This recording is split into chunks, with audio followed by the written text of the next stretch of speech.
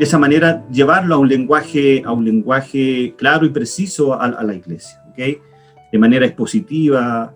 Así que eso. Bien, oremos al Señor. Voy a pedirle ahí a nuestro hermana Elizabeth, por favor, elévenos en una oración al Señor y para que demos comienzo a esta clase número 2 de soteriología. Oremos. Amantísimo Dios y gran Padre Celestial, estamos delante de tu presencia, preparándonos, Señor, para este momento en que vamos a recibir tu santísima y eterna palabra. Permite que tu Santo Espíritu permee en nuestro intelecto y en nuestros corazones, que podamos entenderla, que podamos, Señor, atesorarla, que podamos vivirla siempre. Te lo pedimos en el dulce nombre de Cristo Jesús. Siempre que tu presencia continúe en medio nuestro. Bendice de una forma muy especial a todos los hermanos, hermanas, los pastores y pastoras que están reunidos aquí, Señor. Bendice también a nuestro maestro, el hermano Lezama. Que todo lo que haya preparado para esta noche sea de gran edificación para cada uno de nosotros. Te lo pedimos en el dulce nombre de Cristo Jesús. Amén y amén. Amén. Amén. Bien, muchas gracias, hermana Elizabeth. Bien, vamos a compartir la clase de hoy. ¿Se logra ver pantalla? ¿Sí? Ya, perfecto. Sí, mi hermano Alejandro. Sí. Muchas gracias, pastora Verónica, muchas gracias. Ponerme esto acá arriba. Ahí sí, ya. Clase número 2 de soteriología.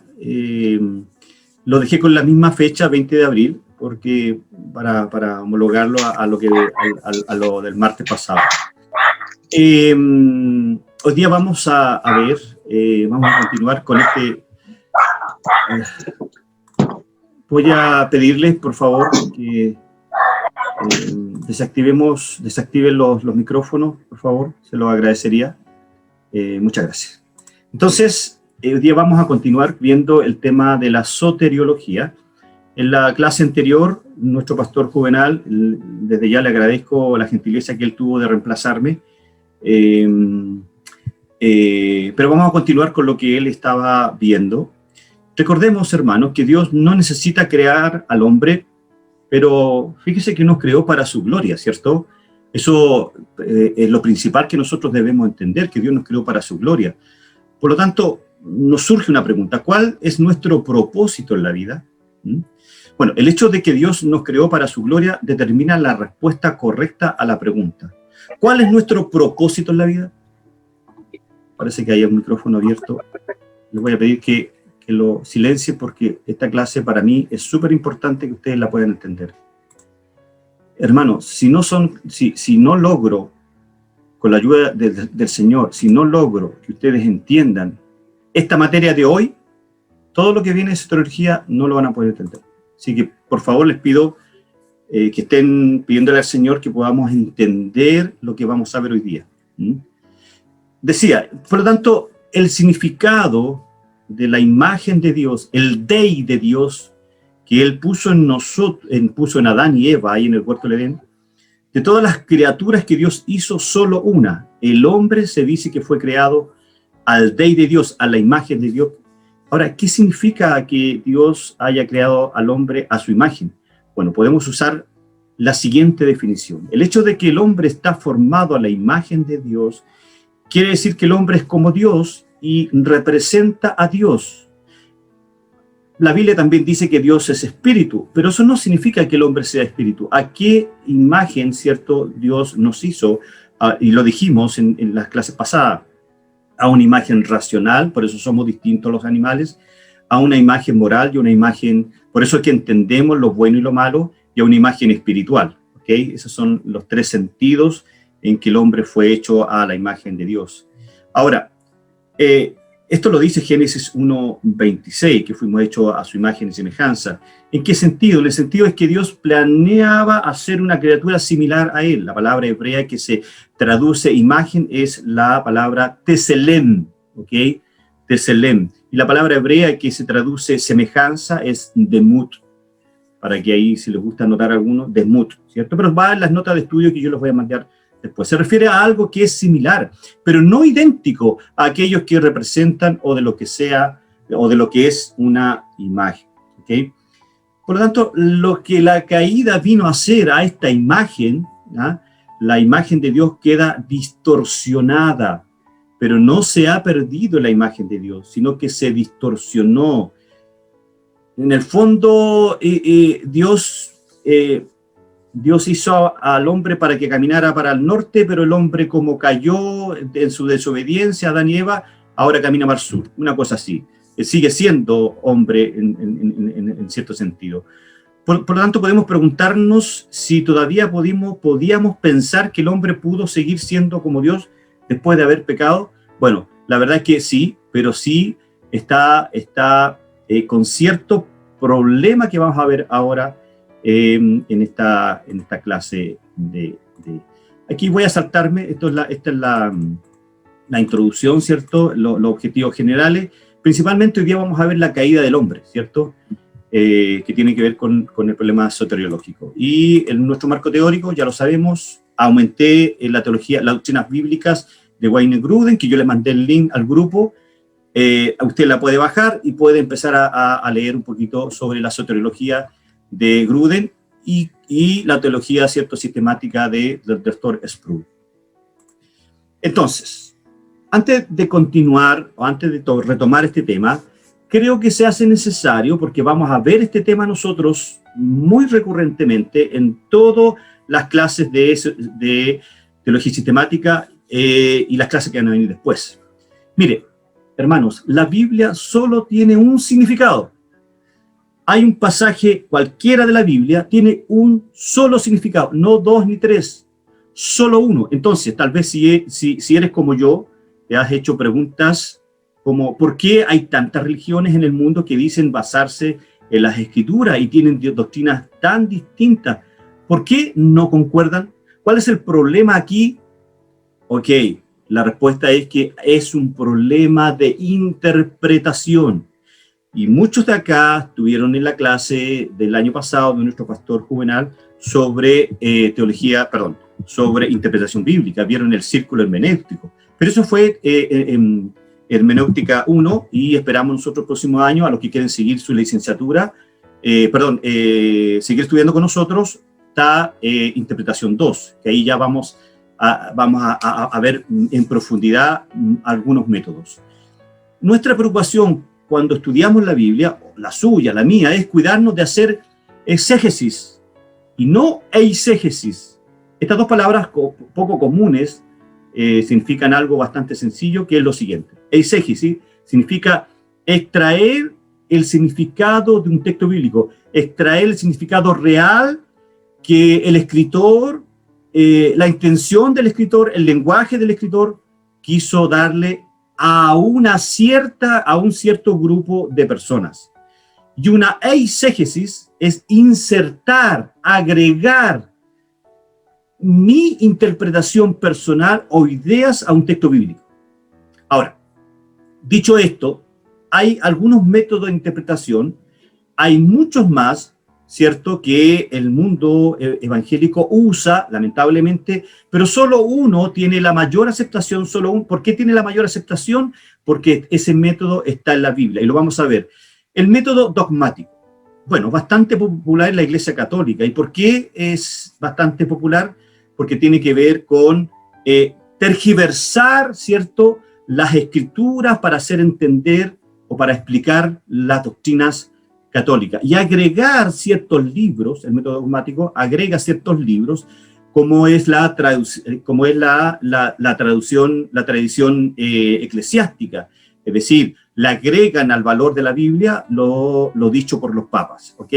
Luego tenemos el método alegórico, y pongan mucha atención, porque el método alegórico es el que se usa mayoritariamente en nuestras iglesias evangélicas. Yo diría que un gran porcentaje de nuestros predicadores, de nuestros maestros, aquellos que han estudiado, aquellos que se han perfeccionado, aquellos que han invertido tiempo, ya se van alejando de este método alegórico. Mire, cuando buscamos un significado rebuscado más allá de lo que plantea el texto, por ejemplo, decir que las piedras que usó David para matar a Goliat simbolizan oportunidades en la vida para que X situación, un momentito, fueron piedras y punto.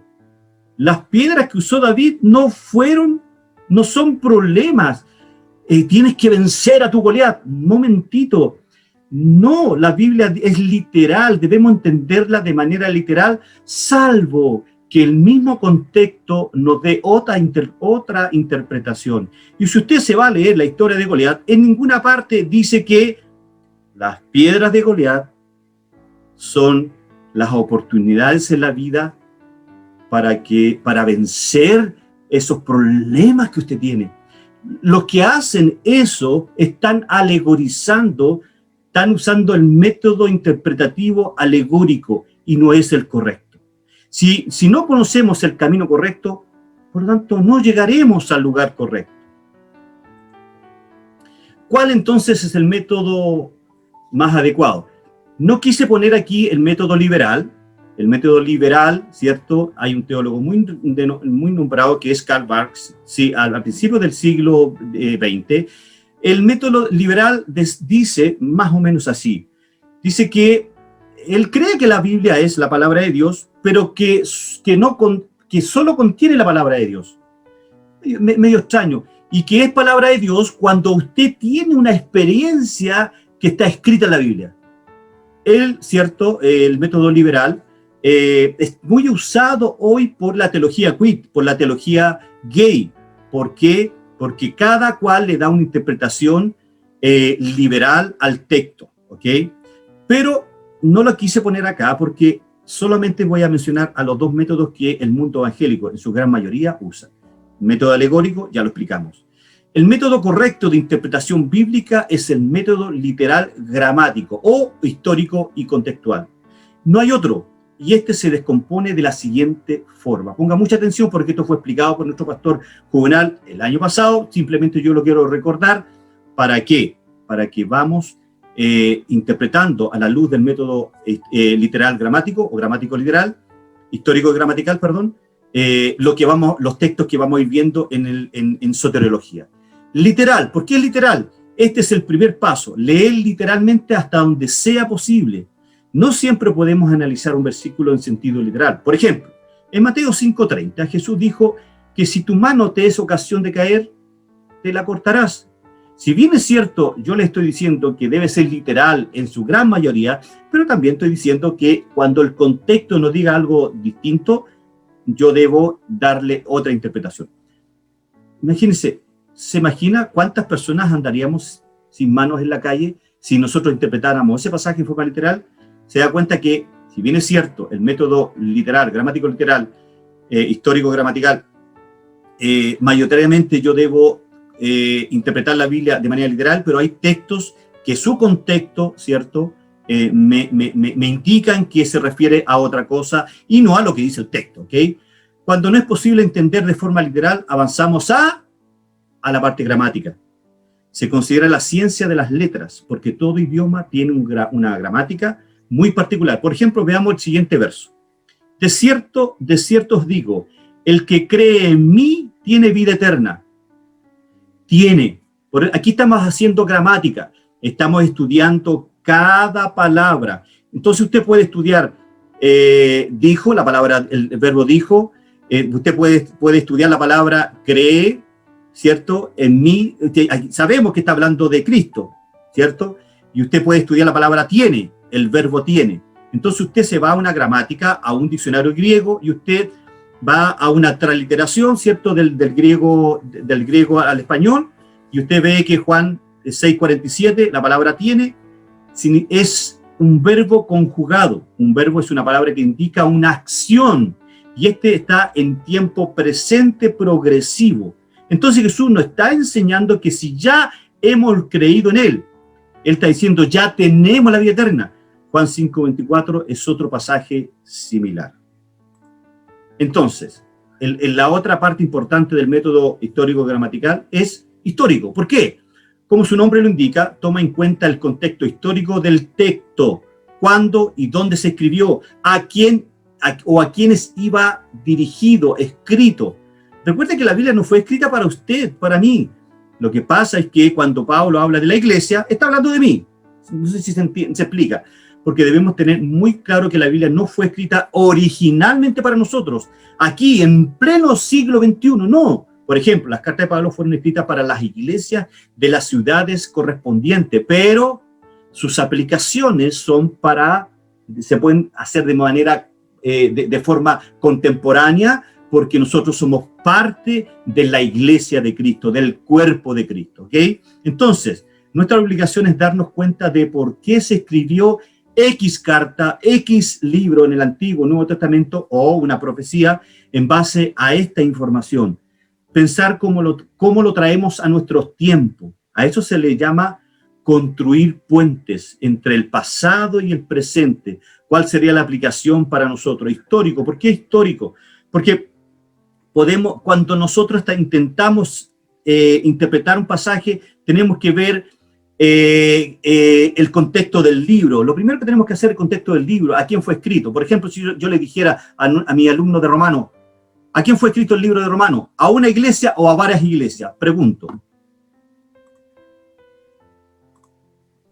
¿A quién fue escrito el libro de Romano? Los que estuvieron en Romano, ¿a una iglesia o a varias iglesias? A una iglesia. No, ¿ve? Fue escrita a muchas iglesias. En Roma había muchas iglesias, no solamente una.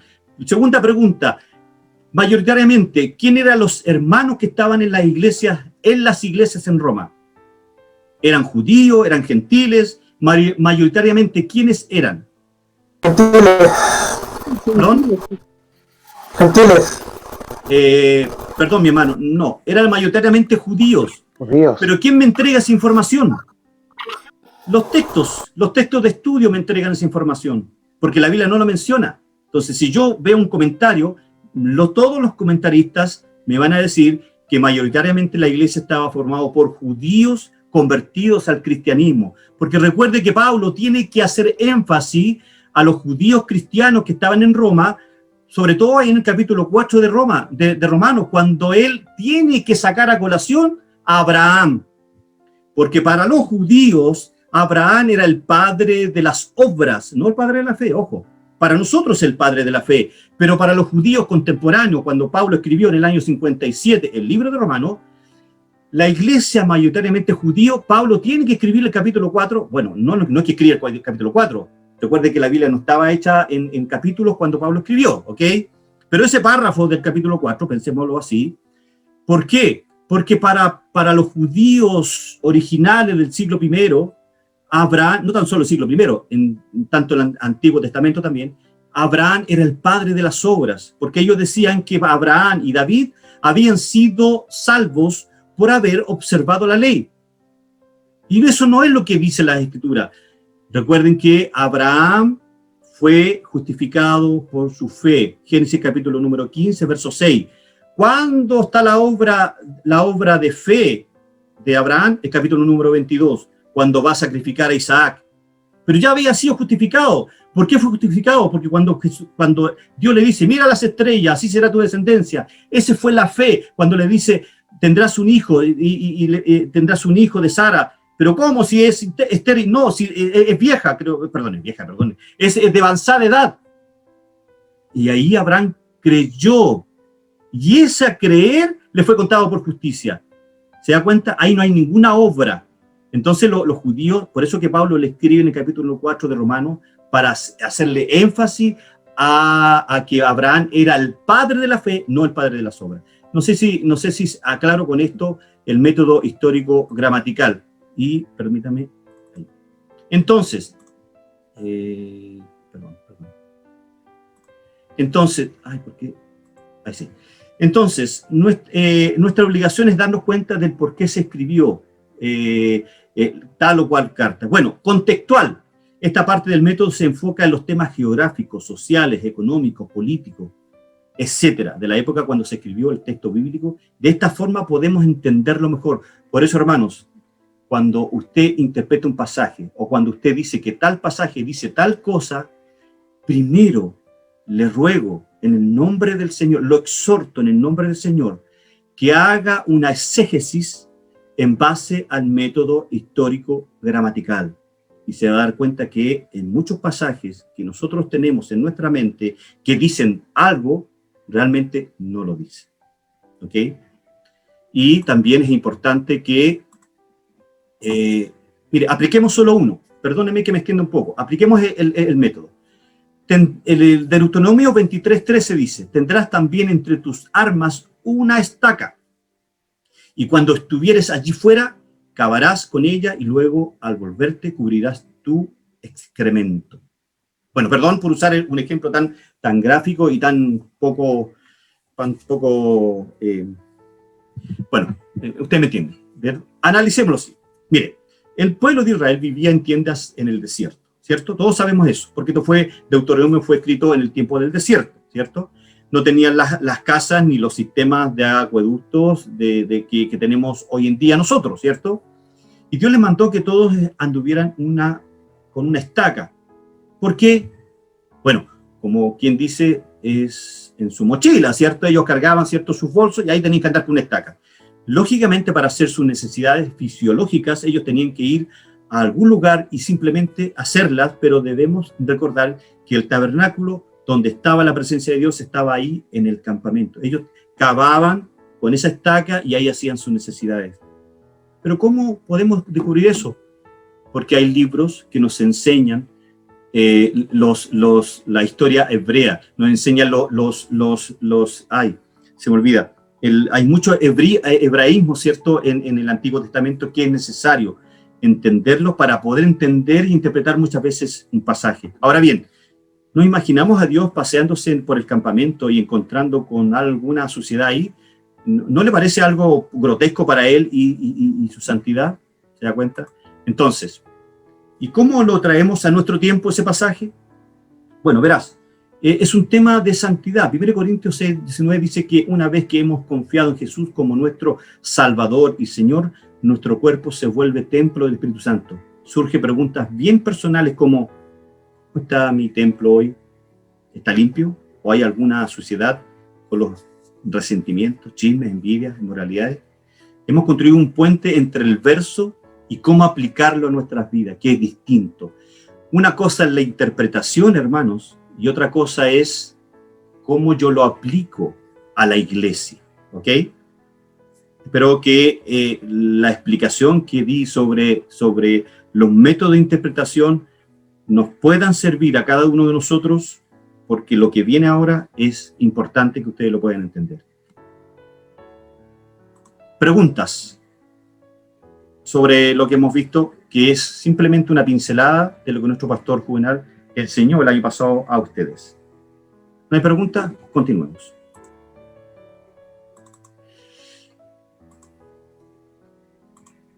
La caída del hombre. Qué importante, ¿cierto? Que nosotros primero entendamos que el hombre cayó. El hombre cayó radicalmente ahí en Adán y Eva. Ellos, ¿cierto?, cayeron de su estado de santidad. Génesis 2, 16, 17 nos dice, y mandó Jehová Dios al hombre, diciendo, de todo árbol del huerto libremente podrás comer, pero del árbol del conocimiento del bien y del mal no comerás, porque el día que de él comieres, ciertamente morirás. Génesis 2, 16, 17. Aquí lo que Dios hace con Adán y Eva, un pacto de obra. Le dice, esto tienes que hacer, perdón, esto no debes hacer. Y si lo haces, ciertamente, ¿qué dice? Morirás. Un pacto de obra hizo Dios con Adán y Eva. Según la Biblia, la esencia del hombre consiste en esto, en que es la imagen de Dios, el Dei de Dios, decíamos delante. Por eso se le distingue de todas las otras criaturas y conserva supremacía como cabeza y corona de toda la creación. La Biblia afirma que el hombre fue creado a la imagen y conforme a la semejanza de Dios. Pero ojo, aquí Dios ya hizo un pacto con el hombre, con Adán y Eva, el pacto de obra que se llama, y dice que si ellos no obedecían, ciertamente morirán. Pero veamos qué pasó. El estado de inocencia. El hombre, Adán y Eva, en su estado original, estaba constituido por 4 aspectos. Primero, su santidad no confirmada, ¿cierto? Lo podemos leer en Colosenses 3:10.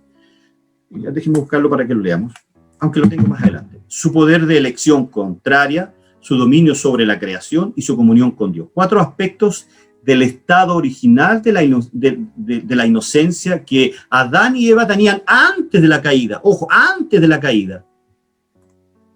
Su santidad no confirmada. En cuanto al estado mismo, el hombre fue creado en un estado de madurez y perfección. El hombre, en su estado de inocencia, tenía 2 cosas importantes. Una justicia original y la imagen de Dios, que ya lo vimos, ¿cierto? Esto significa que el hombre en su estado original era inocente de cualquier obra mala. Teológicamente esto es llamado como santidad creatural no confirmada, ¿ok?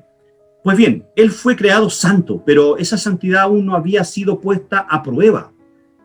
Pacto de obra, no había sido aún probada. Por lo tanto, era una santidad no confirmada. Además, no era la santidad del Creador, ojo, que no tiene la capacidad de pecar. Sabemos que Dios no tiene la capacidad de pecar, sino que era la santidad creatural que tenía la opción de la desobediencia y la capacidad de pecar. Adán y Eva tenían la capacidad de decir no o sí. Hoy día nosotros no tenemos esa capacidad. Dios no es capaz de pecar, pero el hombre en su estado original era capaz de no hacerlo. ¿Okay? Así, no estaba confirmada la santidad creatural de Adán y Eva. Tenía un carácter moral inocente que aún no había sido puesto a prueba. Por lo tanto, hablamos de justicia original. ¿Qué significa esto? Justicia original envuelve 3 cosas.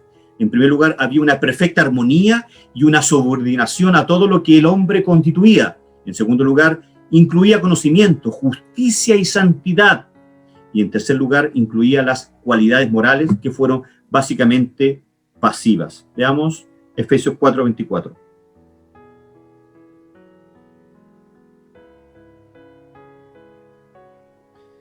Y vestido de nuevo hombre, creado según Dios en la justicia y santidad de la verdad, ¿ve?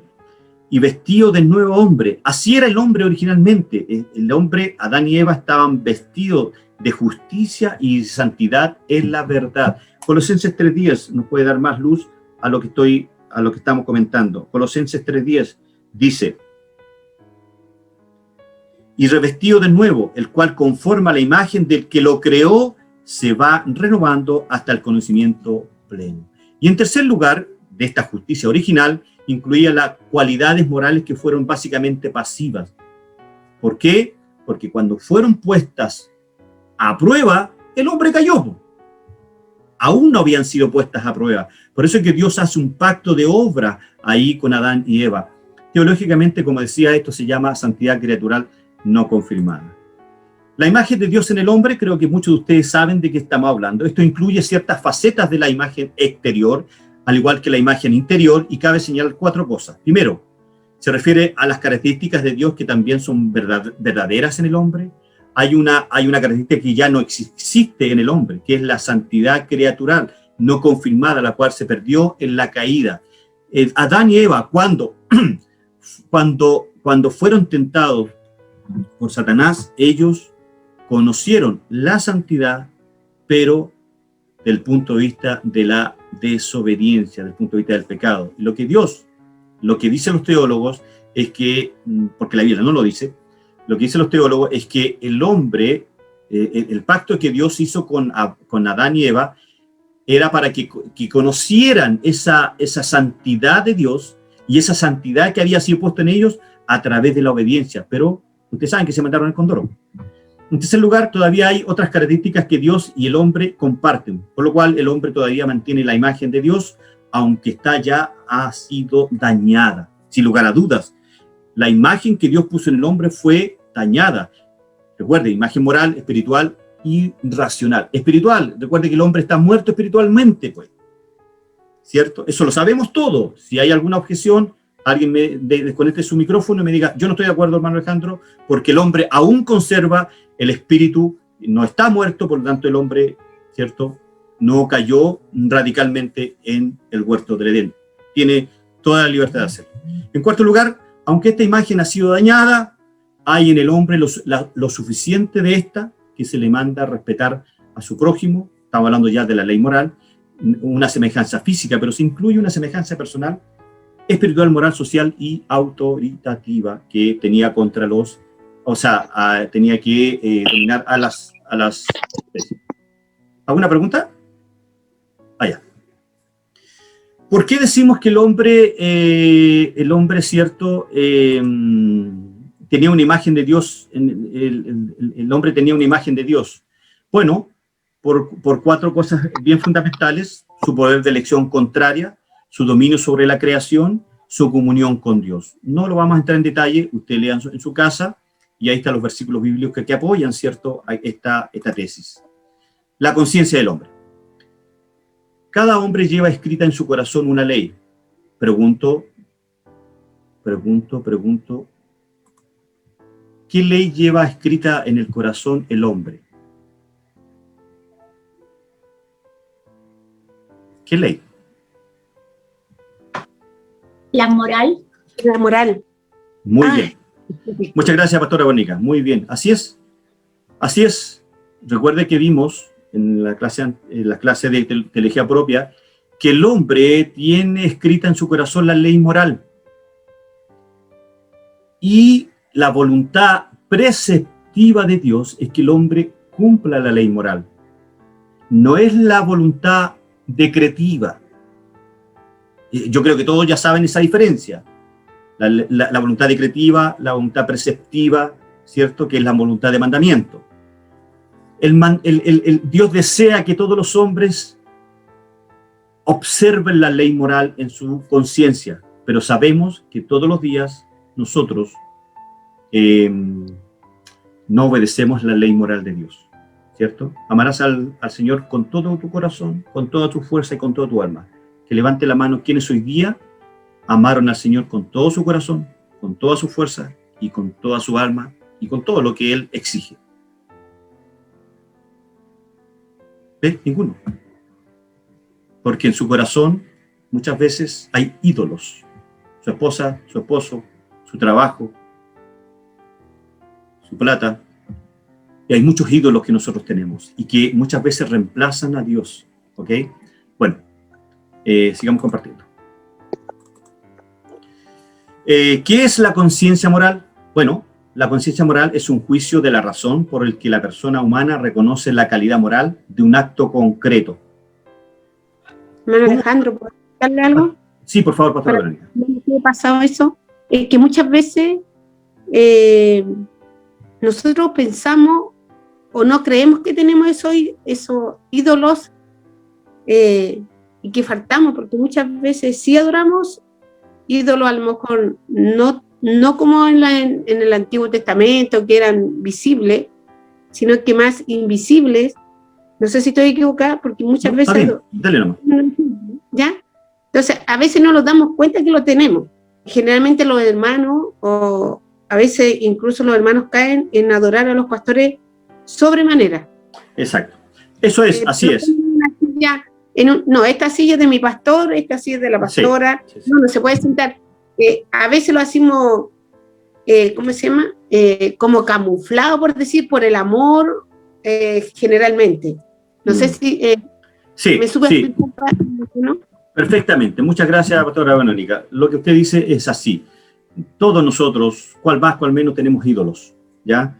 Así que ojo con eso. La ley moral, ¿cierto? Como dice la PPT que está ahí, nos sirve para todos y para siempre, y son normas de felicidad y de la buena marcha de cada persona y de la sociedad. Bien, continuamos. La conciencia del hombre, el juicio de la conciencia. El mismo texto de la carta a los romanos, que nos ha presentado la esencia de la ley natural, indica también el sentido bíblico de la conciencia, especialmente en su vinculación específica con la ley. Romanos 2, 14 y 15 dice: cuando los gentiles, que no tienen ley, cumplen naturalmente las prescripciones de la ley, sí tienen ley, para sí mismos con ley, como quienes muestran tener la realidad de esa ley escrita en su corazón, atestiguándolo su conciencia con sus juicios contrapuestos que les acusan y también les defiende. El gentil sabe que mentir es malo. Hoy, perdóname, perdóname, te mentí, mi amor. El gentil.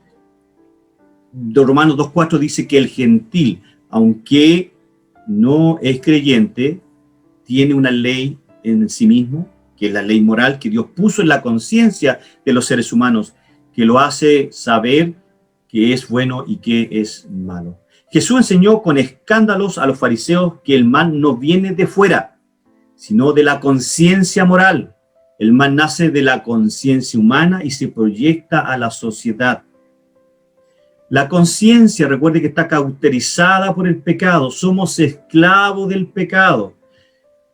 Lo enseñamos en Romanos del 1:18. Usted puede leer nuevamente, léalo, del 1:18 al 3:20 se va a dar cuenta. Puede leer Romanos capítulo 6, donde habla de que la conciencia del ser humano está cauterizada y está a merced de la ley del pecado. Según las palabras de Pablo, la conciencia, en cierto modo, pone al hombre ante la ley, siendo ella misma testigo para el hombre, testigo de su fidelidad o infidelidad a la ley moral, o sea, de su esencia, rectitud o maldad moral. Es la conciencia el testigo que usted tiene de que miente o no miente. Es decir, si usted miente y usted dice, estoy mintiendo, es la conciencia que le dice a usted que está mintiendo. Eso es lo que dice Pablo ahí en Romanos 2, 14 y 15. Por lo tanto, la conciencia es el único testigo. Lo que sucede en la intimidad de la persona está oculto a la vida de los demás desde afuera. Nadie, excepto Dios, conoce la conciencia de los seres humanos. ¿Ok? Continuemos. Esto lo vamos a saltar. Esto, a algunos no les gusta las confesiones. Algunos me he dado cuenta que no les gusta la doctrina histórica y que solo, hermanos, se basan en lo que dice la Escritura. Creo que con mucho respeto y mucha humildad a quienes piensan que las confesiones que han existido en la historia no son correctas y por lo tanto no tenemos que observarlas o no tenemos que estudiarlas. La Confesión de Fe de Westminster, ¿cierto?, del año 1643, en su capítulo número 6 habla de la caída del ser humano, el pecado y su castigo, y habla en 6 puntos sobre eso. El que quiera saber un poco más, léase toda la Confesión de Fe de Westminster, que fue la base, ¿cierto?, para la Reforma, post-Reforma, ¿ok?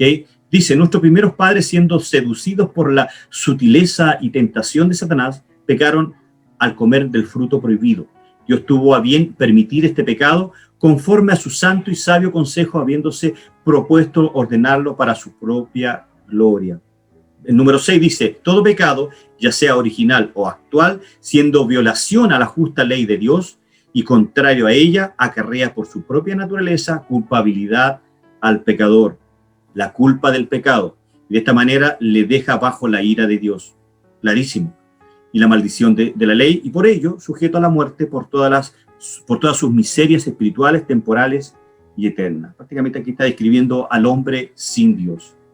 Hay otra confesión, que es la Confesión de Fe Bautista del año 1689, usted la puede leer y está en los mismos términos.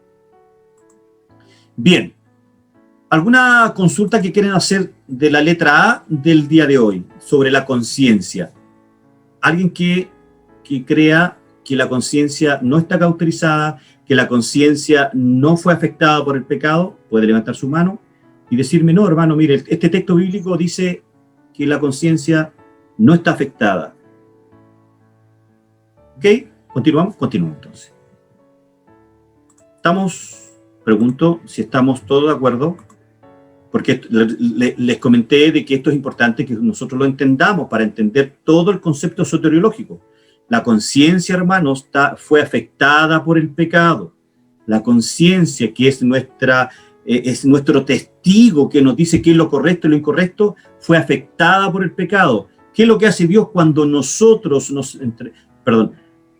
qué es lo que Dios hace al elegirnos ese día especial en donde usted levantó la mano, minutos antes Dios regeneró su espíritu. Usted tuvo un nuevo nacimiento. Fue Dios que a usted le dio un nuevo nacimiento. Le hizo tener despertar su conciencia. Y ahí usted se da cuenta que existe una cruz y usted cree y corre a la cruz. Pero el hombre sin Cristo tiene una conciencia cauterizada que de continuo busca el camino contrario a Dios.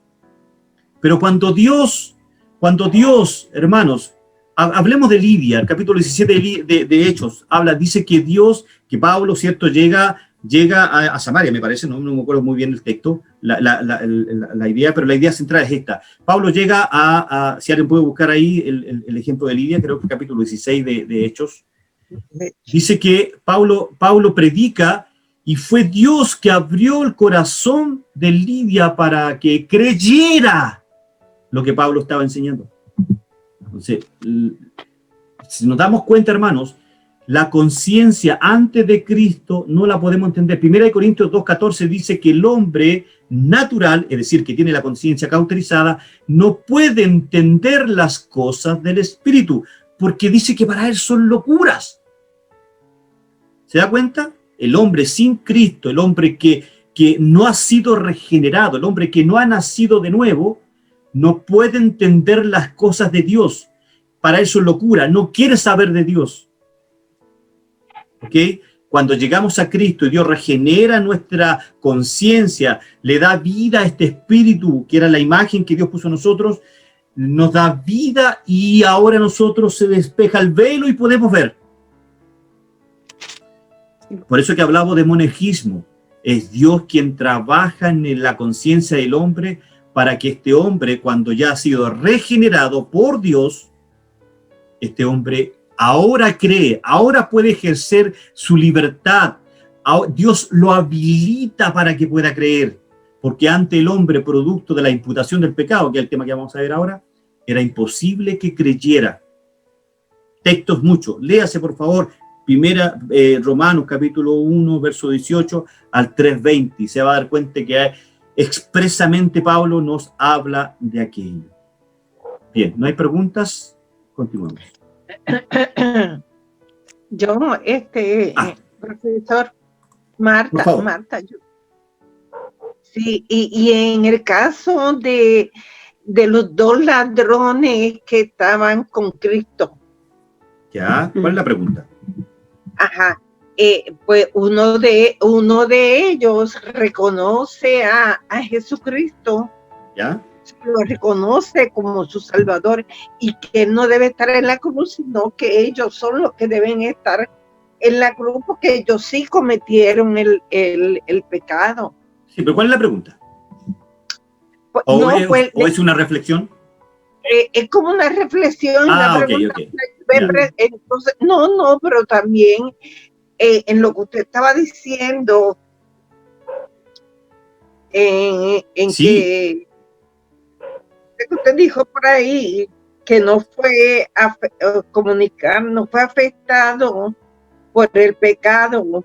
O sea, yo me pregunto, si uno de ellos reconoce, el otro no, uno lo reconoce, ese quedó totalmente salvado porque así lo recibió el Señor. Sí, correcto, pero a la luz de la doctrina soteriológica entendemos, ¿cierto?, que el que reconoció a Cristo como Señor, como Curios, ya previamente había nacido de nuevo, había sido regenerado por el Espíritu Santo. Previamente. Tenemos que entenderlo así. ¿Qué dice Juan 1:12? Wow. Juan 1:12. Déjeme leerlo. Sí, me busca. 1:12. Juan 1:12 me hace que ¿no?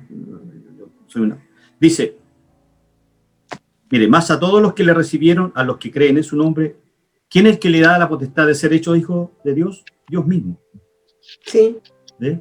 Tenemos que ser regenerados, nacer de nuevo, para recibir a Cristo. Entonces entendemos que uno de ellos, que estaba al lado de la cruz, ¿cierto?, previamente había sido regenerado, había sido había nacido de nuevo, Dios despertó su conciencia y ahí se da cuenta que el que estaba al lado era el Curios, era Dios mismo. No sé si me explico o le contesto lo que usted me estaba diciendo, hermana Marta. Mi hermano Alejandro. Pastora Verónica. Yo lo veo como, a lo mejor no estamos en la cruz como aquel hombre, pero nosotros estábamos en el mismo lugar casi de ese hombre, porque estábamos en delito, habíamos cometido pecado, pero vino a nosotros la iluminación espiritual, no sé cómo explicárselo, y los vimos a través de esto, que estábamos en falta, estábamos en pecado, que lo que estábamos haciendo era malo y no teníamos salvación, más a través de Cristo nosotros podíamos, pero eso vino de parte de Dios, porque por sí sola yo no podía buscar a Dios. Correcto, eso estamos diciendo. Sí, muy bien, pastora Verónica.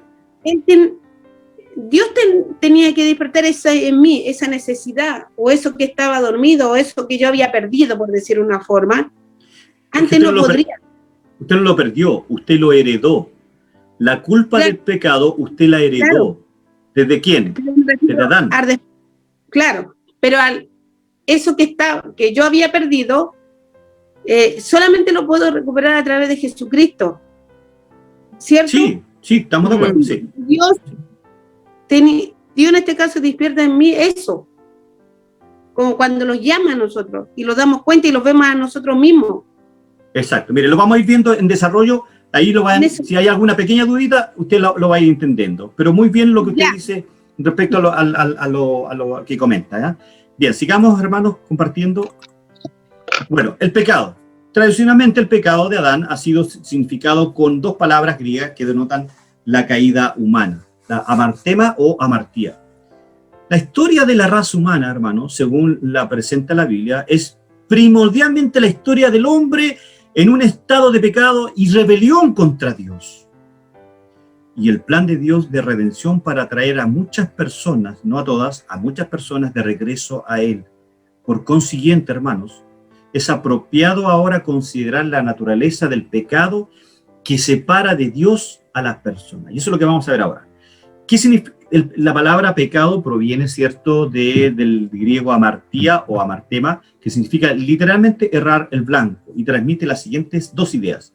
Errar el blanco como un arquero errático que arroja la flecha, pero yerra. ¿Cierto? ¡Pum! Tira la flecha y yerra. De igual manera, el pecador yerra la del verdadero blanco u objeto de la existencia.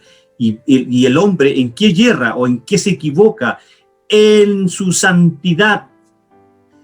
El hombre desde Adán ha ofendido la santidad de Dios. Eso es pecado. Cuando ofendemos la santidad de este Dios maravilloso, eso es pecado. Errar el camino como el viajero que se ha desviado de la senda o carretera. Asimismo, el pecador, en este caso Adán, desvía el camino que le ha sido fijado por Dios. ¿Ok? Sigamos, continuemos. ¿Qué es lo que dice Gruden? Gruden respecto al pecado. Lo define. Pecado es no ajustarnos a la ley moral de Dios en hechos, actitudes o naturaleza. Por consiguiente, una vida que agrada a Dios es la que tiene pureza moral, no solo en sus acciones, sino también en los deseos de su corazón. Por cierto, el más grande mandamiento de todos exige que nuestro corazón esté lleno de una actitud de amor a Dios. Marcos 12:30 dice, amar al Señor tu Dios con todo tu corazón, con todo tu alma, con toda tu mente y con toda tu fuerza. Fíjese que ese mandamiento, el único que lo pudo cumplir es Cristo. Y la obediencia de ese mandamiento, Dios la imputó a nosotros. Ya vamos a ver lo que es la imputación. Mire qué maravilloso. Yo no lo puedo cumplir. Cristo lo cumplió por mí. Por eso soy salvo. Bueno, aquí se define... ¿Perdón? Amén. Ok, gracias. Aquí se define el pecado en relación a Dios y su ley moral, sin lugar a dudas. El pecado consiste no solo en hechos individuales, tales como robar, mentir o asesinar, sino también en actitudes que son contrarias a las actitudes que Dios nos exige. La voluntad descriptiva o preceptiva de mandamientos. Vemos esto en los 10 mandamientos, que no solo prohíben hechos pecaminosos, sino también actitudes erradas. Por ejemplo, no codicies la casa de tu prójimo. Éxodo 20:17 dice, no codicies su esposa, ni su esclavo, ni su esclava, ni su buey, ni su burro, ni nada que le pertenezca. Aquí Dios especifica que el deseo de robar o cometer adulterio también es pecado a sus ojos. El deseo de robar. Yo tengo unas ganas de traerme una resma de papel de la oficina. Ese solo hecho, hermanos, ya es pecado. Y usted me puede decir, pero hermano, yo no lo concreté. No. Usted lo codició. Y ya es pecado. El Sermón del Monte también prohíbe actitudes de pecado tales como la ira o la lujuria. Pablo también menciona actitudes como los celos, la ira, el egoísmo, como cosas que son obras de la carne en oposición a los deseos de espíritu, como dice Gálatas 5:21. El origen del pecado. Esto lo voy a pasar un poquito más rápido porque todos sabemos cuál es el origen del pecado. ¿Por qué? Preguntemos. ¿Alguien me puede decir cuál es el origen del pecado?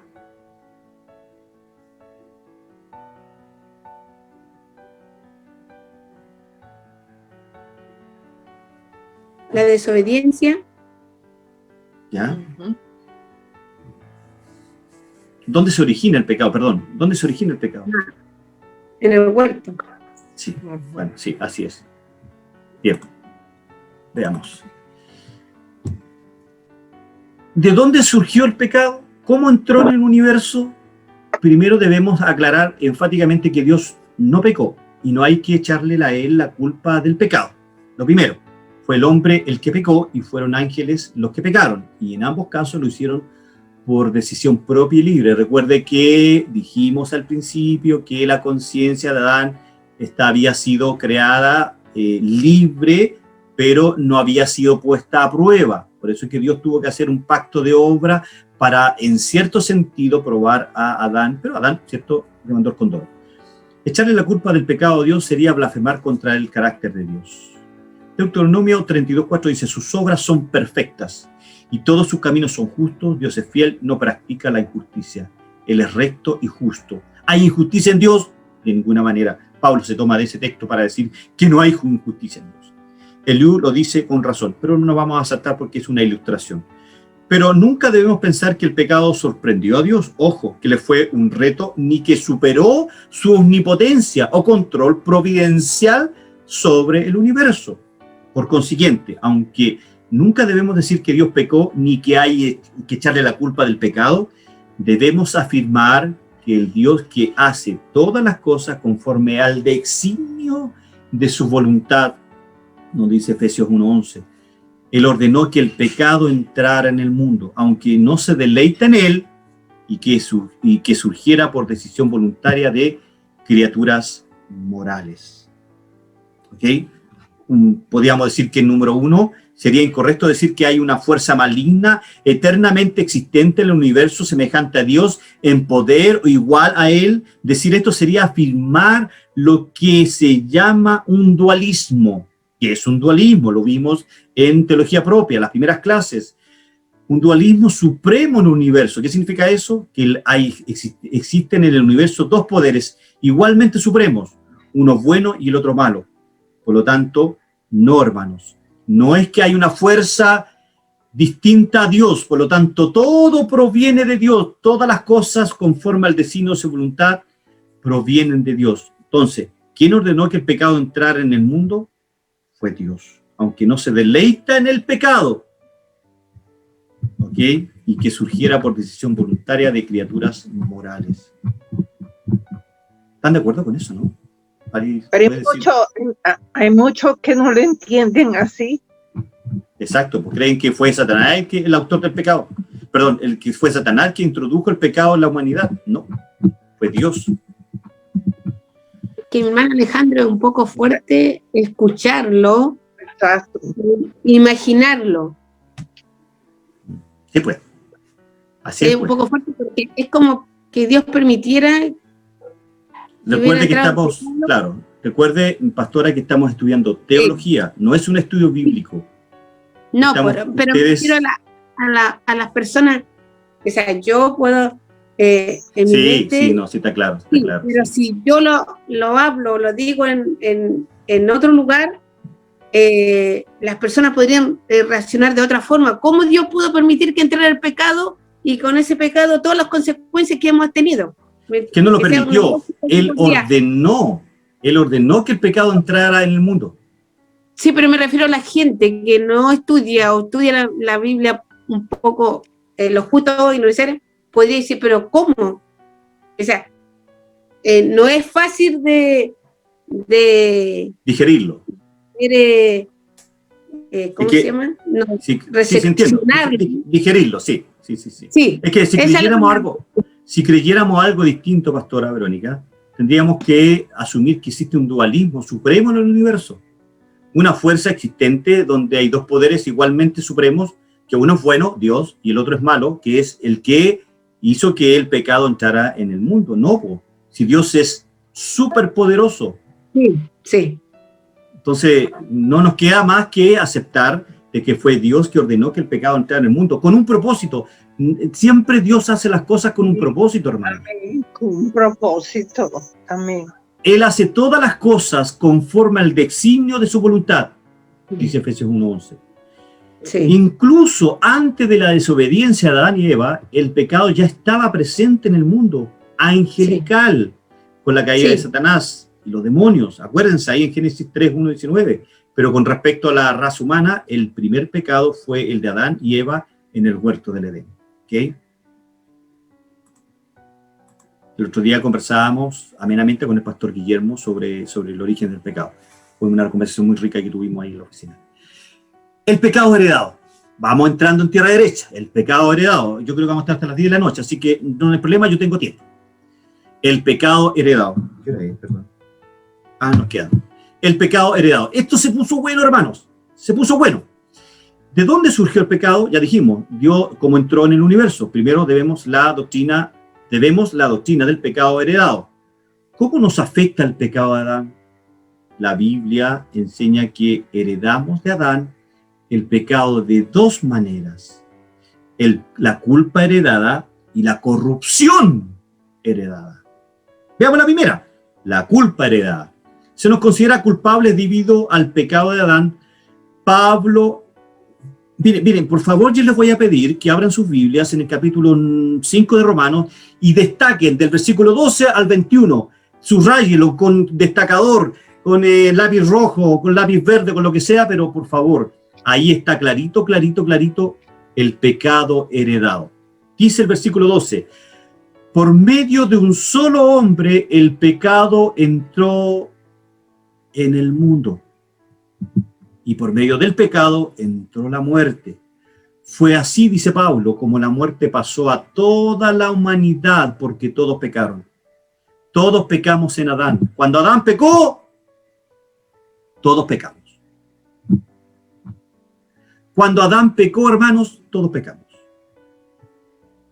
El contexto muestra que Pablo no está hablando de los pecados que la gente comete todos los días de la vida, porque el párrafo entero del 12 al 21 se refiere a la comparación entre Adán y Cristo. Cuando Pablo dice así, usa el griego goutos, así, de esta manera, de este modo, o sea, así fue, mediante el pecado de Adán entró el pecado al mundo.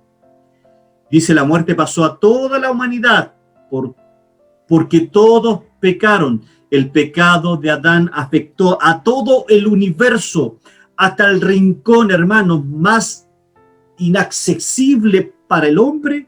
Ahí llegó el pecado, porque el pecado afectó a toda la humanidad, no tan solo al hombre. Todo lo que había sido creado fue afectado por el pecado.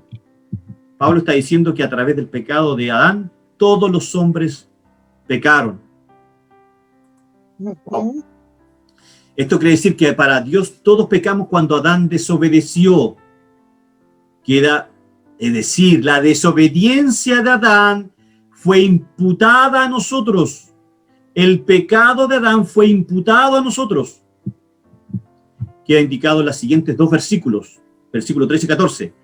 Antes de promulgarse la ley ya existía el pecado en el mundo, ¿cierto? Acuérdense, ¿cuándo fue? Pregunta de prueba. ¿Cuándo fue escrita la ley? ¿Cuándo fue entregada la ley?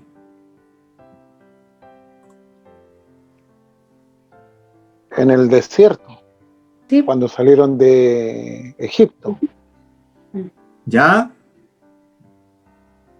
le fue entregada a Moisés, los tiempos de Moisés. Ya. Entonces, muy bien. ¿Quién dijo eso, Daniel? Sí. Ya, muy bien. Sí. Muy bien. Éxodo capítulo 20. Éxodo capítulo 20 está la ley entregada a Moisés. Pero, ¿qué dice Pablo? Antes de promulgarse la ley, Éxodo capítulo 20, ya existía el pecado en el mundo. Obvio. Es cierto que el pecado no se toma en cuenta cuando no hay ley. Sin embargo, dice Pablo, desde Adán hasta Moisés la muerte reinó. Incluso sobre los que no pecaron, quebrantando un mandato como lo hizo Adán, quien es figura de aquel que había de venir. ¿Ve? Es decir, algunos dicen que el pecado que no es universal, porque cuando es pecado, cuando solamente fueron entregadas la ley moral. No, pues Pablo dice no. La consecuencia del pecado nace en Génesis. Sí. Porque cuando no había ley, ya existía el pecado en el mundo, dice Pablo. ¿Ve? Aquí Pablo destaca que desde el tiempo de Adán hasta el tiempo de Moisés, la gente no tenía las leyes de Dios por escrito. El hecho de que murieron en buenas pruebas de que Dios los consideró culpables sobre la base del pecado de Adán. La culpa de Adán es nuestra. Dios correctamente nos imputó la culpa de Adán. La conclusión que se debe sacar de estos versículos es que todos los miembros de la raza humana estuvieron representados en Adán, en el momento de la prueba en el huerto del Edén. Es decir, cuando Dios hizo un pacto con Adán, el pacto de obras, ¿cierto? O el pacto edénico, como algunos le mencionan. Él fue nuestro representante. Adán pecó y Dios nos consideró culpables como Adán. Un término técnico que a veces se usa en conexión a esto es imputar, que quiere decir determinar que pertenece a alguien y por consiguiente atribuirlo a esa persona. Es decir, Dios determinó que la culpa de Adán era nuestra también.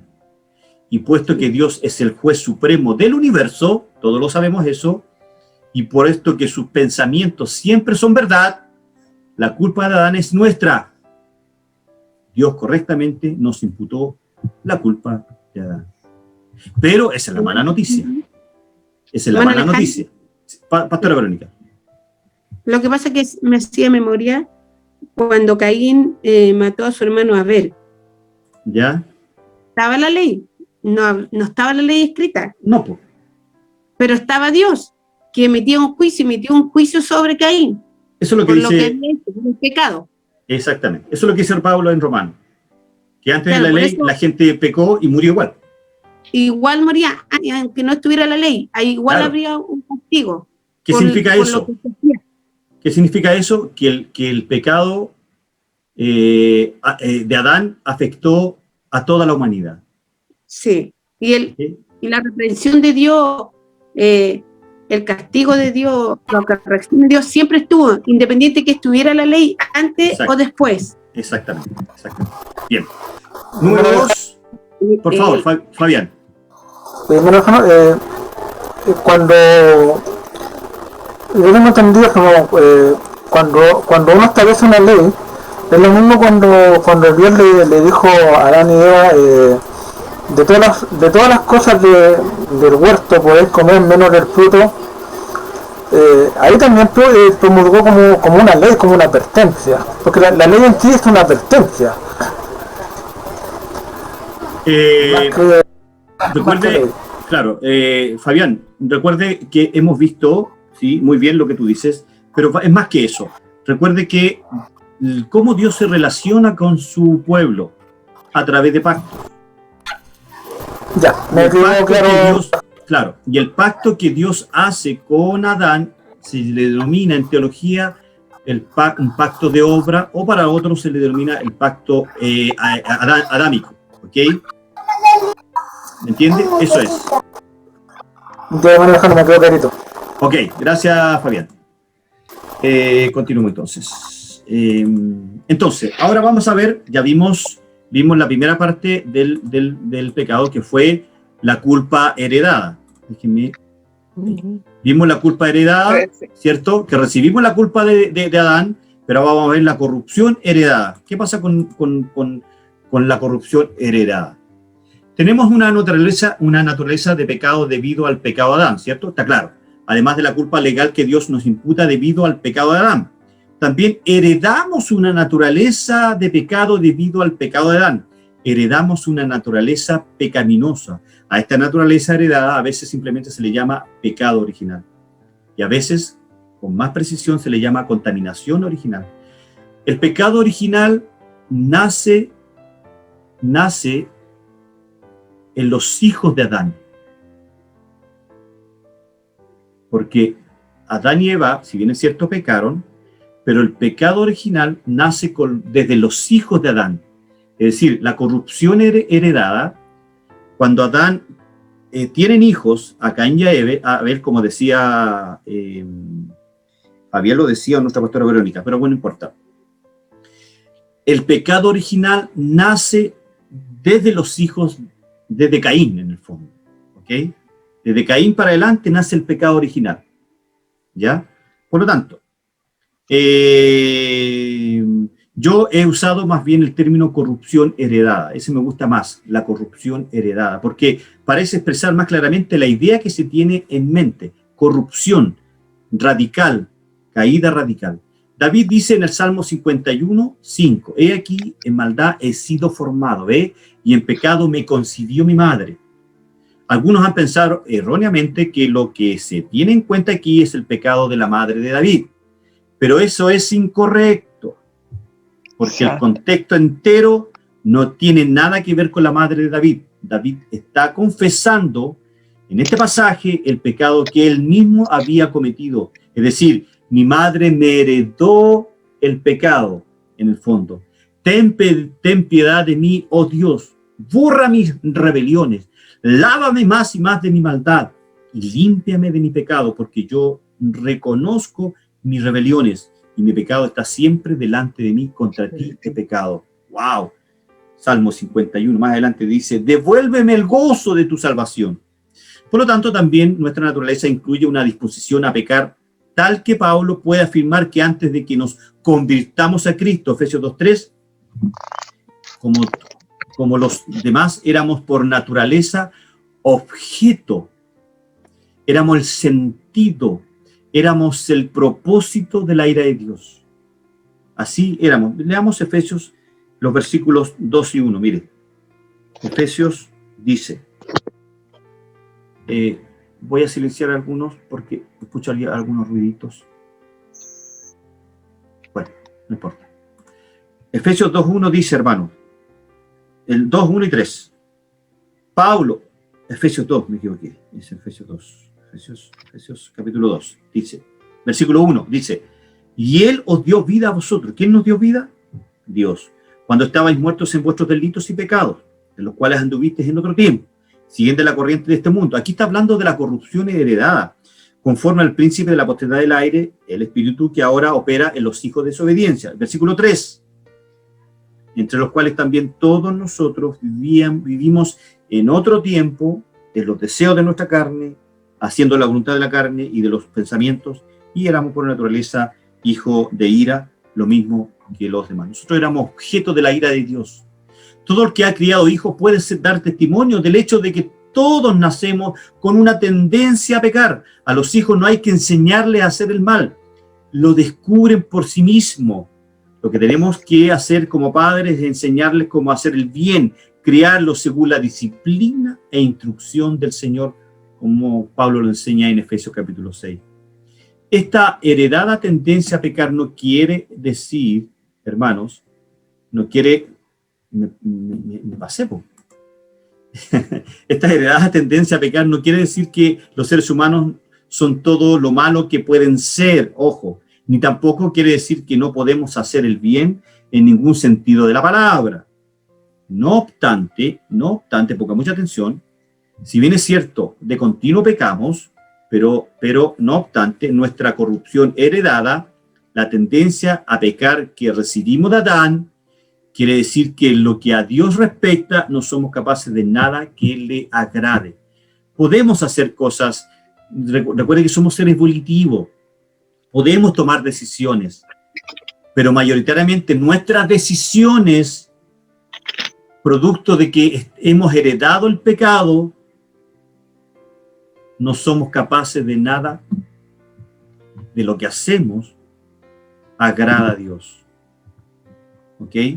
Por eso que tuvimos que nacer de nuevo, ser regenerados por Dios, y en ese momento se nos imputa la obediencia de Cristo.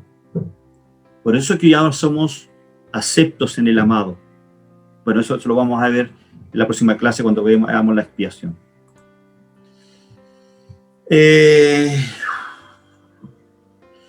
Vamos a ver algunos puntos del pecado heredado. Número 1, en nuestra naturaleza carecemos totalmente de bondad espiritual delante de Dios. Es la primera consecuencia del pecado heredado. No es simplemente que algunas partes nuestras son pecadoras y otras son puras. Más bien, la idea del pecado heredado es que cualquier parte de nuestro ser está afectada por el pecado. Nuestro intelecto, nuestras emociones, nuestro deseo, nuestro corazón, el centro de nuestros deseos y procesos de toma de decisiones, nuestras metas y motivos e incluso nuestros cuerpos, Pablo dice en 2 versículos, yo sé que en mí, es decir, en mi naturaleza pecaminosa, nada bueno habita, dice Pablo, Romanos 7:18. Y luego nos dice, a propósito, léanse todo el capítulo número 6 y 7 de Romanos para que puedan entender esto. Y luego nos dice, para los corruptos e incrédulos, Tito 1:15, no hay nada puro.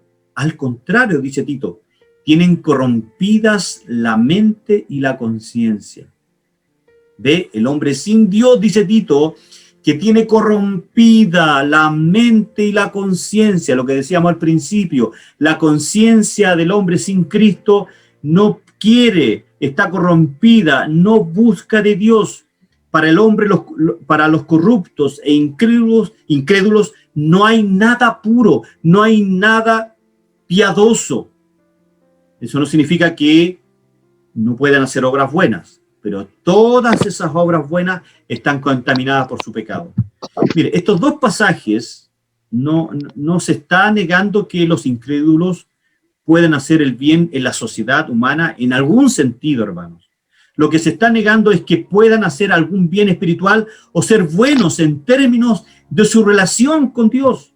Aparte de la obra de Cristo en nuestra vida, no hay otra cosa. Somos como los demás incrédulos que tienen oscurecido el entendimiento y están alejados de la vida que proviene de Dios, dice Efesios 4:18. Letra B, es decir, las consecuencias del pecado heredado. Espérenme un segundo que hay. Ahí sí.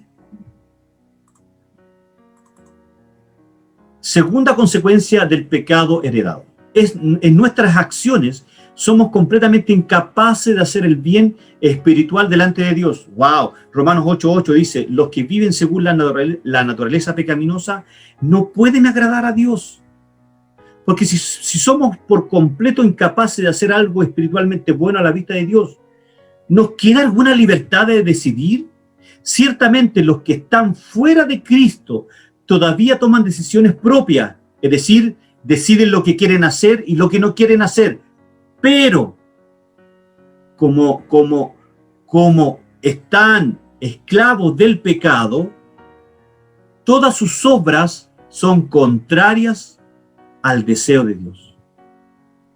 En este sentido, hay todavía cierta clase de libertad en las decisiones que toman las personas. Ojo, somos seres volitivos. Sin embargo, debido a su ineptitud para hacer el bien y para escapar de su rebelión fundamental contra Dios y de su preferencia fundamental por el pecado, los incrédulos, hermanos, no tienen libertad en el sentido más importante de esa palabra, o sea, la libertad de hacer el bien y hacer lo que agrada a Dios. El hombre sin Cristo, si bien es cierto, tiene libertad para decidir, no decidir, para hacer, para ir para allá, ir para acá, con quién casarse, pero no tiene una libertad de hacer el bien y hacer lo que le agrada a Dios, porque todo su ser, su intelecto, sus facultades, su mente, su moralidad está afectada por el pecado, porque Pablo dice que es esclavo del pecado. Es más, él mismo dice que la ley del pecado que habita en él, ya siendo creyente, me lleva cautivo, dice Pablo, a la obediencia al pecado. Pero Pablo seguido dice, pero hay otra ley, dice que es la ley moral que me lleva cautivo a la obediencia de Dios. Hay una lucha en nosotros. En el creyente hay una lucha. En el creyente hay una lucha, hermanos. Pero en el inconverso no hay lucha. Él siempre va a ser algo que le desagrada a Dios. Y por ende, la esencia o el destino final de este hombre siempre va a ser condenación. El hombre se condena por sí mismo, porque recuerden que Dios no es injusto. ¿Ok? Bien. Yo creo que hasta aquí vamos a llegar. Yo lo que sí le voy a pedir encarecidamente que se lean las PPT de la número 28 a la 78, porque es... Tengo 5 minutos más. La esclavitud del pecado. Una vez aparecido el pecado, la Biblia enseña que en Adán fuimos vendidos como esclavos al pecado, dice Romanos 7, 14, 16. Esa esclavitud implica que el hombre se encuentra sometido a los designios del pecado y en tal sentido no puede agradar a Dios porque en su naturaleza se encuentra incrustada la ley del pecado y de la muerte.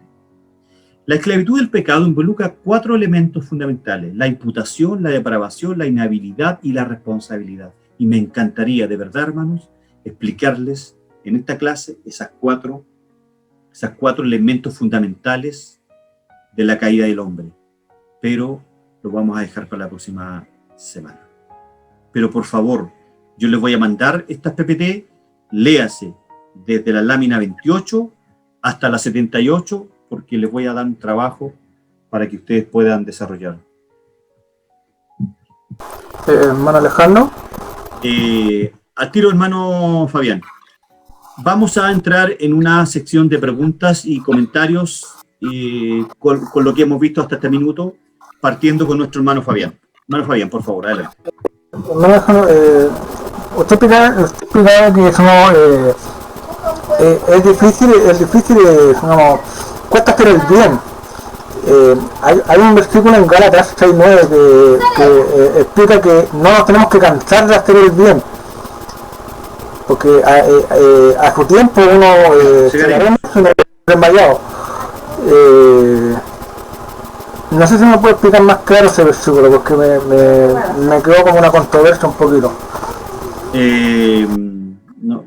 A ver, veamos el contexto. Leamos del versículo 2, ¿ya? Dice: sobrellevad los unos las cargas de los otros y cumplid así la ley de Cristo. Porque el que se cree ser algo, no siendo nada, a sí mismo se engaña. Así que, dice, es decir, respecto a lo que acabo de decirles, recuerden las frases conectoras. Cada uno someta a prueba su propia obra y entonces tendrá motivo de gloriarse solo respecto de sí mismo y no en otro. Porque cada uno llevará su propia carga. El que es enseñado en la palabra, haga partícipe de toda cosa buena al que lo instruye. Versículo 7, no os engañéis. Dios no puede ser burlado, pues todo lo que el hombre sembrare, eso también segará. Está hablando de las consecuencias. Porque el que siembra para su carne, de la carne segará corrupción, mas el que siembra para el espíritu, del espíritu segará vida eterna. Aquí Pablo está hablando de que la consecuencia del pecado del hombre inconverso es la corrupción eterna. Pero el hombre que obedece a Dios, estando en Cristo, indudablemente que hay vida eterna. No nos cansemos, Pablo después dice, de hacer el bien, porque a su tiempo segaremos si no desmayamos. Así que, de respecto a lo anterior, según tengamos oportunidad, hagamos bien a todos y mayormente a los de la familia de la fe. No sé si te lo expliqué. Ya, perfecto, gracias. Gracias, hermano Alejandro. Ok, ¿alguna otra pregunta? Tenía una duda más o menos, pero me quedó... Ok, perfecto. Hermano Fabián, hermano Daniel. Hermano Alejandro, Sí. no lo capté muy bien, a ver si me lo puede repetir, que la corrupción la heredamos de Caín. Esa parte me quedó, no la capté muy bien. ¿Me la puede repetir, por favor? Ya mire, ¿qué es el pecado original? O sea, ¿cuándo nace el pecado original? En el huerto, la caída de Adán. Sí, en cierto sentido sí, pero el pecado original estoy diciendo. Cuando Caín mata a Abel. Usted, Así es, pues. Ahí nace el pecado original. exacto. Ya. ¿Me entiendes? Ese es el pecado original. El que Caín matara a Abel. Porque Ya. ellos fueron los primeros hijos. ¿Se da cuenta? El pecado heredado. Adán Claro. no heredó el pecado. ¿O lo heredó? No. No, po. No. ¿Quién lo heredó? Claro. Caín y Abel. El hijo. Ellos se mandaron el condón. Hermano, lo que pasa es que se tiene una confusión entre la desobediencia de Adán y el pecado que cometió Caín. Sí, Entonces, así es. ahí es donde hay una confusión. Pero ahí se lo expliqué. Recuerde que el pecado heredado es... Alguien lo tiene que heredar. Adán no heredó el pecado, sino que lo heredó su hijo. No sé si te contesté, Daniel. Sí. Ya, perfecto. Ahí me quedó clarito. Gracias. Y ¿Alguna otra pregunta? Hermano Alejandro, ¿Quién habla? Más, Pastor José, al tiro con usted, hermana Elizabeth. El Pastor José. ya cuando Adán, ¿no es cierto?, desobedece a el mandato de Jehová en el huerto del Edén, podemos El pacto. decir que da el origen, ¿no es cierto?, da el origen al pecado. Por eso que cuando Abel, o sea, cuando Caín mata a Abel, ahí es donde nace el pecado original. Exacto, porque ellos lo heredaron. Claro, Exacto. lo medular se da en que en la desobediencia nace el pecado, Ujú. pero cuando el pecado se hace original es cuando Caín mata a Abel. Exactamente, sí. Esto es lo que Así tenemos es. que tener muy claro, porque a veces hablamos por error, decimos no, si con Adán nació el pecado original, pero no es así. Así es. Muy bien, Pastor José, muy bien, muy bien. Gracias por apoyar la tesis. Hermana Elizabeth. No, era para aclarar la duda del hermano. La duda surgió, yo también la tuve. La duda surgió porque en vez de decir que el pecado original nace con los hijos de Adán, usted dijo que nace con los hijos de Caín. Entonces allí Perdón, yo a lo mejor me confundí. Disculpe, gracias, hermana Elizabeth. Bueno, lo corrijo, discúlpenme. Lo corrijo, disculpen. Es que, bueno, soy ser humano, me puedo equivocar. Gracias, hermana Elizabeth. Eso. Bueno, y que todavía estaba celebrando el triunfo de Colo-Colo, entonces estaba como medio volado antes. No empecemos, ya no empecemos. Hermana Marta, por favor, adelante. Tiene su audio lo tiene apagado, su micrófono, por favor.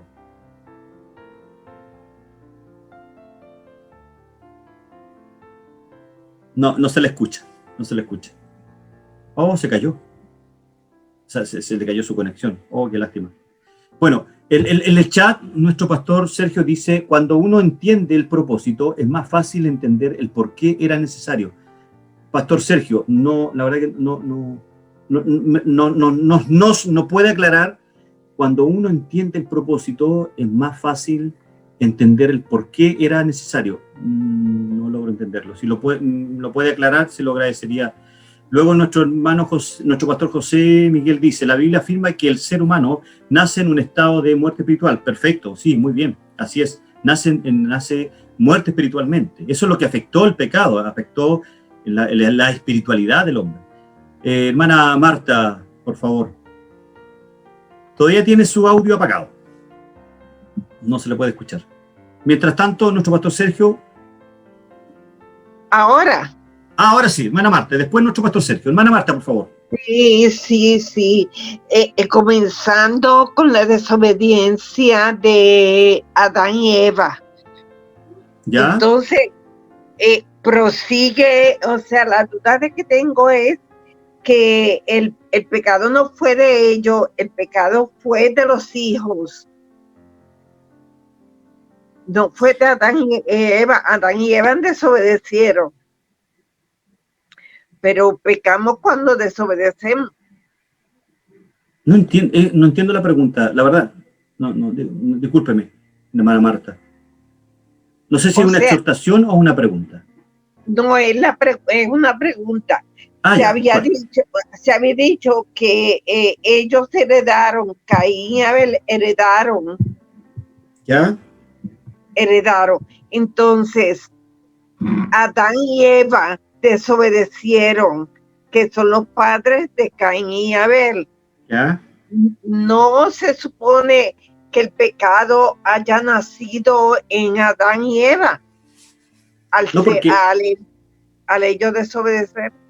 Ellos solamente desobedecieron, quebrantaron el pacto de obra, ¿ya?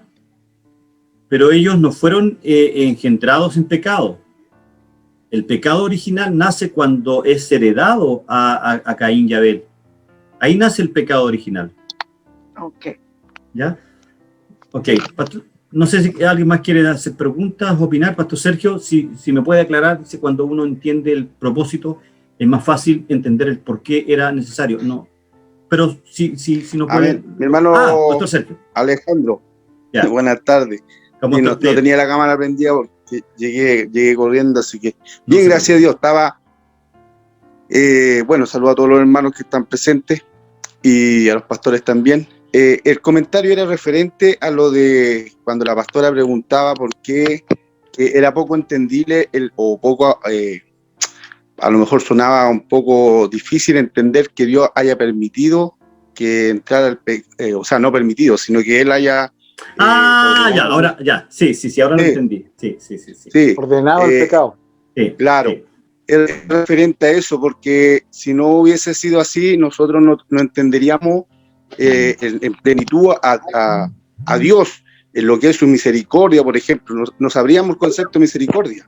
Exactamente. Porque si no hubiera forma de aplicar la misericordia, ¿cómo vamos a conocer en su plenitud a Dios? Por eso Exacto. Cuando uno entiende, ve allá al final de la historia el propósito del plan divino de salvación, ahí uno entiende por qué Dios fue así como Él lo estableció. Exactamente. Sí, eso era más que nada, mi hermano. Ya, muchas gracias. Muchas gracias. Dios bendiga.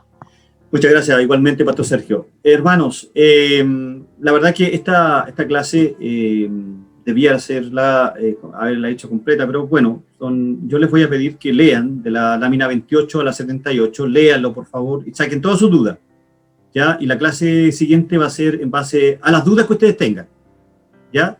Vamos a hacer la mitad de la clase en base a las dudas que ustedes tengan, de esas 28 a las 78 láminas, porque si no hay dudas, yo empiezo con la expiación de Cristo. Es decir, porque, ojo, la soteriología nos habla de la obra que hizo Cristo, que es el siguiente tema de soteriológico que nosotros tenemos que ver. Entonces, yo les pido, por favor, en 30 minutos, la próxima clase, vamos a contestar las dudas que ustedes tengan de la lámina 28 a la 78. Hagan un ejercicio que para mí es súper importante, que lean la PPT que yo les voy a mandar al grupo, léanla, y si hay alguna pregunta, en base a esas preguntas vamos a hacer la clase los 30 primeros minutos del próximo martes. Terminamos la sección de preguntas de esas láminas, y luego de eso continuamos con la siguiente clase, que es una clase rica. Aquí vamos a ver lo que Cristo hizo por nosotros. Y aquí vamos a contestar preguntas como, ¿por qué murió Cristo? ¿Murió por toda la humanidad o murió solamente por su iglesia? Ah, interesante la pregunta. No la voy a contestar. Vamos a dejar que la Biblia nos conteste, ¿ok? ¿Ok? Vamos a ver qué es lo que es la expiación. Vamos a ver. Yo creo que ahí usted, ya con todo lo que hemos visto, usted está viendo que el hombre, hay una mala noticia, el hombre está perdido. Sin Dios, el hombre está perdido. Amén. Aquí estamos, y la próxima clase vamos a ver por qué era necesario en el cumplimiento del tiempo, Gálatas 4:4, que Dios mandara a su Hijo. Pero ese único plan de salvación nace en Génesis 3:15. En el protoevangelio que se llama, protoevangelio. Desde ahí nace el evangelio. No nace, hermanos, el evangelio no nace el evangelio no nace en el Nuevo Testamento. Grosso error teológico. El evangelio nace en Génesis. Exactamente. Por eso es que es importante que los institutos bíblicos o los estudios bíblicos enseñen desde Génesis en adelante. Por último, hagan un barrido y vean lo que se llama teología bíblica. ¿Cuál es la importancia de Cristo en todo el Antiguo Testamento para que puedan entender que el Evangelio no nace en Juan 3:16? El Evangelio nace en Génesis 3:15, que se le denomina el protoevangelio. ¿Ok? Eso es importante. ¿Ok? Eso. Bien, hermanos, vamos a orar. No me he pasado más de los minutos. Sé que me he excedido, perdónenme, pero bueno. Interesante. Sí, muchas gracias. La gloria siempre, muchas gracias. La gloria siempre es del Señor, hermano. Uno simplemente Dios es el que tiene que alumbrar. Uno simplemente es un instrumento inútil en sus manos. Vamos a orar para darle las gracias al Espíritu Santo por haber hecho de esta clase algo, creo yo, especial. Creo que muchos hemos salido de la duda. Otros, si algunos tienen duda, háganlas ahí al grupo, ¿ok? Vamos a orar y pedirle al Señor su bendición. Sí, les invito a que cerremos nuestros ojos y vamos a orar, y después le voy a dar el visto ahí a nuestro pastor Jorge, nuestro presidente, para que nos diga algo. Señor, te damos infinitas gracias en esta noche, Señor. Padre, por años, quizás algunos, otros más, otros menos, hemos entendido las consecuencias, Señor, de ese pecado ahí en el huerto del Edén. Señor, entendemos que tú te relacionas con tu criatura a través de pactos.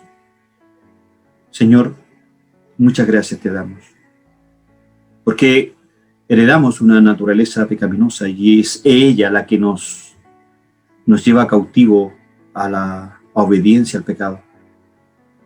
Pero a usted le plació en la eternidad pasada elegirnos, escogernos y hacernos nueva criatura, darnos un nuevo nacimiento y producto de eso hemos podido entender la necesidad que tenemos de usted.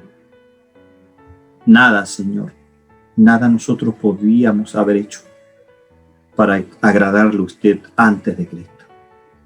Ha sido su gracia, ha sido su amor, su benevolencia. Usted ha puesto en nosotros el don del arrepentimiento, el don de fe para poder creer y para poder arrepentirnos y correr a sus brazos. Eso es gracia. Eso si no nos cautiva, Señor. Eso si no nos motiva a darte las gracias. Si eso no lo entendemos, si eso no nos compuje, si no nos quebranta, no hay nada, Señor, que nos pueda motivar a adorarte. Esa debe ser nuestra oración, esa debe ser nuestra adoración diaria, agradecerte porque tú nos has escogido. Aleluya. Éramos seres que te detestaban, pero a usted le plació, mi Dios amado, escogernos, redimirnos, poner en nosotros el deseo de buscarle. Gracias, Señor. Amén. ¿Cómo no darte las gracias en esta noche? ¿Cómo no darte las gracias, Padre, por lo que has hecho en nuestras vidas? Ayúdanos, Señor, a que otros puedan conocer esta verdad. Ayúdanos, Señor, a ser valientes en medio de una sociedad que no te busca, que no quiere saber de usted. Ayúdanos a ser atalayas en medio de esta sociedad hedonista, humanista, corrupta. Enséñanos a hacer luz en medio de esta sociedad. Ayúdanos a entender la luz del Evangelio y que podamos llevar esa antorcha a aquellos lugares donde hay solo oscuridad y abunda el pecado. Ayúdanos a llevar la gracia tuya, Señor. Gracias por estos hombres y mujeres, Señor, de esta noche, que hemos podido escuchar la voz de tu Espíritu y que hemos podido entender lo que tú querías que hoy día entendiéramos. Muchas gracias, Señor, te damos. En el nombre de Jesús. Amén. Y amén.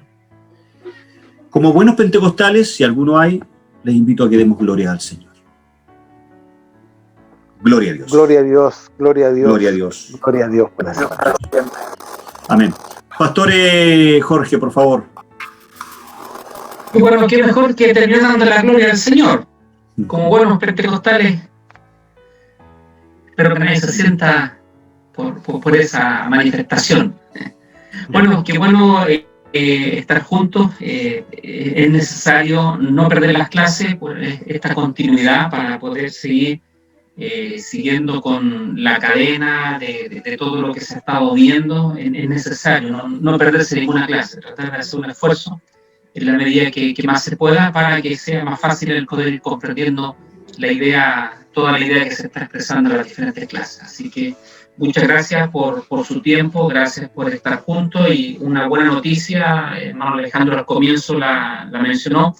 Las clases no terminan, no han terminado las clases, no se preocupe, las clases siguen todavía con lo que estamos viendo, así que por ese lado estemos tranquilos y sigamos disfrutando de este tiempo de estar juntos, aprendiendo Amén. De la palabra del Señor. Amén. Así que Dios les bendiga, muchas bendiciones.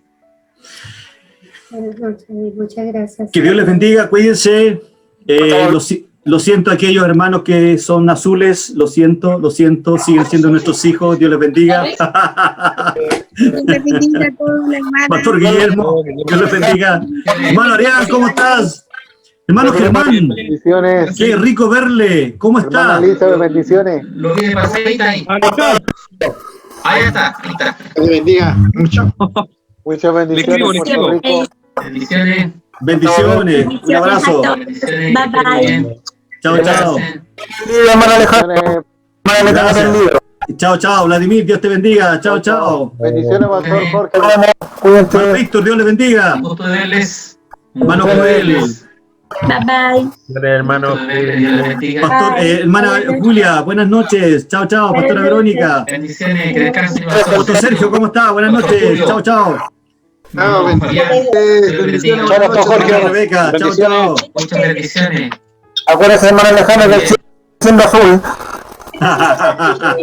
Pero tiene que dirigirse como papá. Nos vemos, padre mío. Chao. Lo siento, hijo. Ya, chao. Nos vemos. Chao. Chao. Usted sabe que nada es eterno. Usted sabe. Los sabios se extinguieron igual hace 2 millones de años. Aunque pasen 2.000 años, no nos van a ganar. Chao. Nos vemos.